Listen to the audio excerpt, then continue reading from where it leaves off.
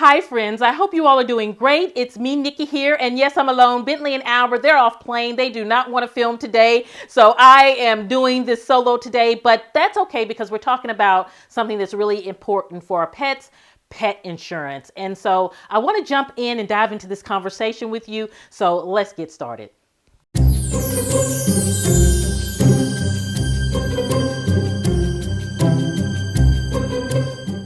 So friends, I really wanted to do this video because I, from experience, understand the importance of thinking about how to cover all of those vet costs and healthcare for our pets. And so I really thought that this was important information for us to dialogue about in the comments and to share our experiences so that if anyone or any of our friends out there are looking to get a pet or have a pet and are not covered or they don't have a plan to cover these expenses, we can really get their minds to thinking about, okay, what do I need to put in place in the event of emergency or even for routine care for our pets?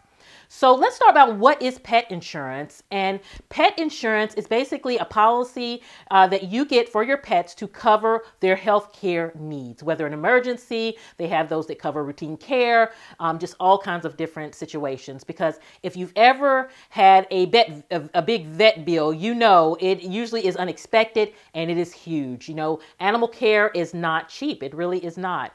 No kind of health care is inexpensive. So even for our pets.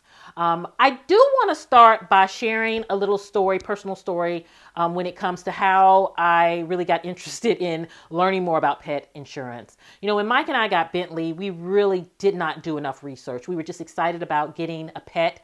We got him at a difficult time. We really were at a sad point in our family. Mike had lost his mom, and we just needed something to bring us joy in our life. And what more than a puppy can bring you joy?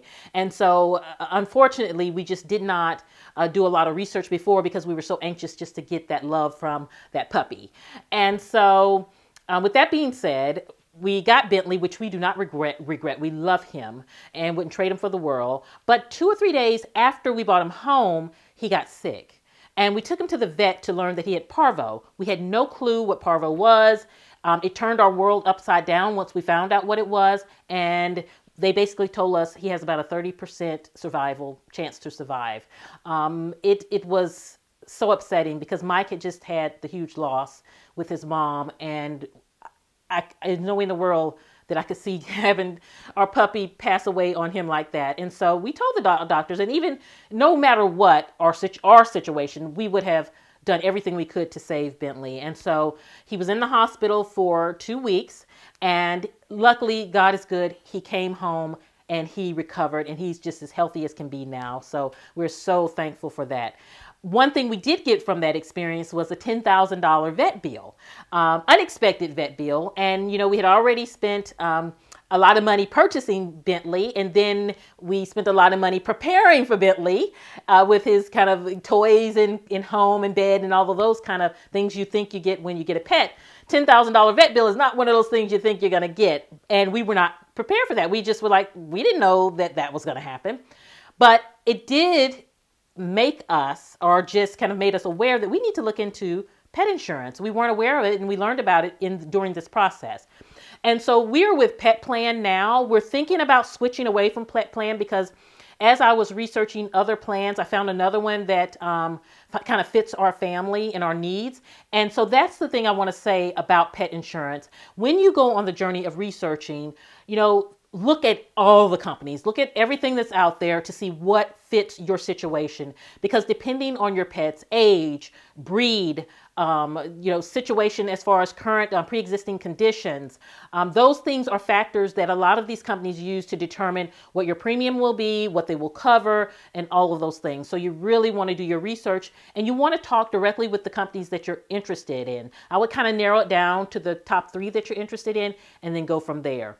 Now, I will list the companies. I want to kind of go through, during my research, I found a list of companies that I could find what they're best for. And I want to share that with you. I'm going to put them all in the comments below. But the thing about pet insurance is you need to read the fine lines. You need to really know your policy and know what it will cover.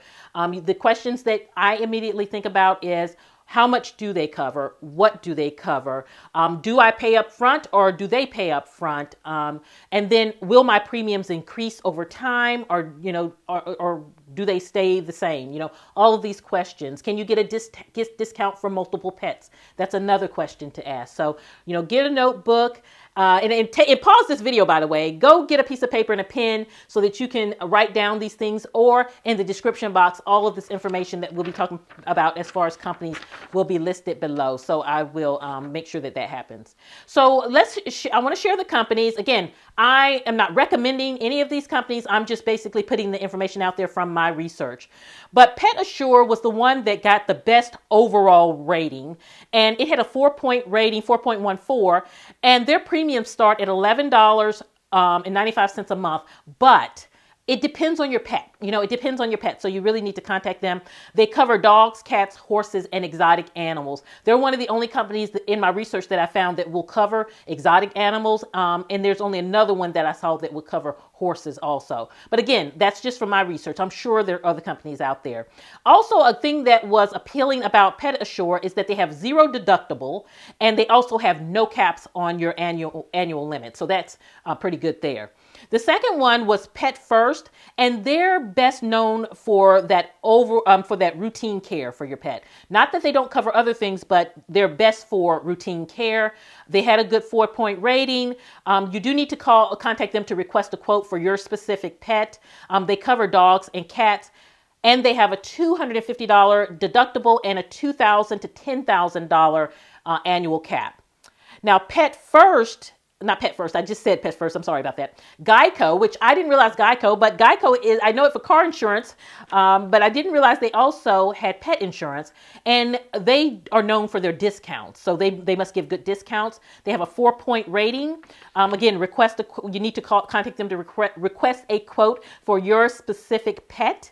And they service dogs and cats. Now they do have a $200 to $1,000 deductible, and they have a $5,000 to $30,000 annual limit, which $30,000 is not bad. You think, you're not going to spend, hopefully you don't spend $30,000, but that is something to think about.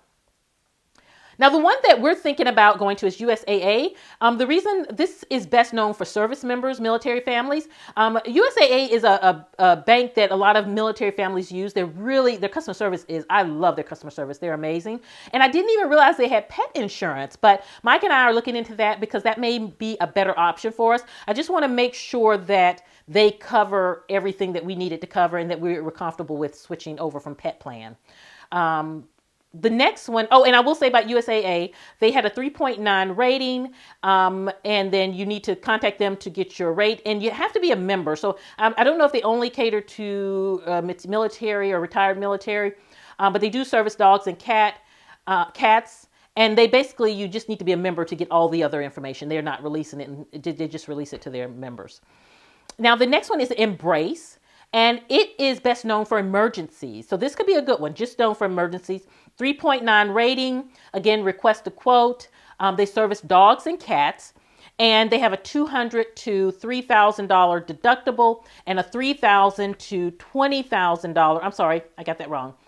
They have a $5,000 to $30,000 annual cap or limit. SUMMERVILLE is for older dogs, and it's not for older dogs. They're best for older dogs is what the research is saying. It's best for older dogs, and they have a 3.9 rating. Request the quote. They service dogs and cats, and they have a $100 to $500 deductible, and they have a $5,000 cap. Now, 24 Pet Watch is best known for chronic conditions, so that's something to think about too. They have a 3.9 rating. They do service dogs and cats, and you need to request a quote. They have a $100 to $1,000 deductible and a $3,000 to $20,000 annual limit. And we have 2 more that I want to share. FIGO, F-I-G-O, they're best known or best for holistic care. They have a 3.9 rating. You need to request a quote for your specific pet. They service dogs and cats, and they have a $100 to $750 deductible, and they have a $5,000 to no cap annual limit. And then the last one is the ASPCA. They're best known for multiple pets. They have a 3.9 rating, request a quote. They service dogs, cats, and horses. They have a $100 to $300 deductible, and they have a $3,000 to $10,000 annual limit. And so, again, all of these are below. And remember, this is not all inclusive. So that's important to remember. Another thing I want to say about pet insurance is that as far as I know, it's not tax deductible. I am not a tax professional, so don't go by me. Definitely do your research. But just from my understanding, it's not tax deductible. It may be your circumstance. If it's a service dog, maybe. I'm not sure. Don't quote me on it, but I definitely want to send you to the professionals for that. But that's also something that you want to look in, as far as the pet insurance. Okay, friends. So some key takeaways from this video that I would love for you to take away is one, figure out a plan for your pet care. Figure out if you want to just open up a bank account and save money on your own so that when those expenses come up, you are covered in the event of an emergency. Create a pet emergency fund.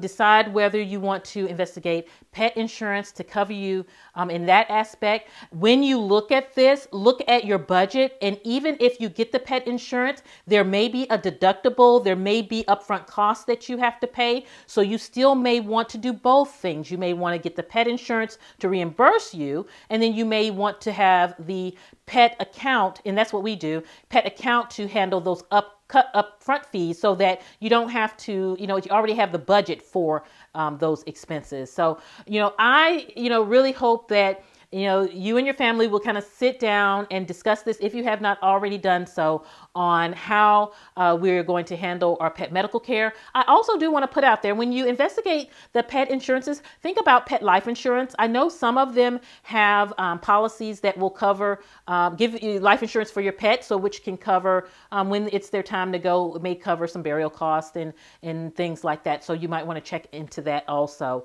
So friends, I hope you found this video helpful. I hope that you will definitely talk in the comments and tell me your experiences. I would love to hear about if you have pet insurance, if you don't, how you handle preparing for these kinds of situations. Have a beautiful day, my friends. I will see you at the next video. And this is Nikki, Bentley, and Albert saying goodbye.